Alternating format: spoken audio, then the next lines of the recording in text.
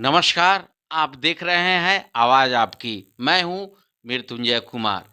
आज मैं आपको हरिपुर की इतिहास और होली मसान की कला और जागृति दिखाने की प्रयास में हूँ। आज ये प्राचीन हरिपुर में जो मसान होली हुआ करता था, वह किन्हीं कारणों से कालखंड के बीते समय से वह समाप्त हो चुकी थी। लेकिन अभी फिर से विनोद यादव के प्रयास और साधु संतों की चाहत से यह मसान होली का उत्सव 2024 में हुआ और यह आपको 2025 ये दूसरा वर्ष है और इसमें देश अनेक देश के कोने-कोने से कई राज्यों से आते हैं साधु संत और देश भर से किन्नर माताओं का आगमन और किस तरह से तरह-तरह की प्रस्तुति और अनेकानेक मंदिरों से प्रसाद और साधु संतों के प्रयास और समाज का जो ये आनंद है, यह ऐतिहासिक हरिपुर का जो कार्यक्रम है,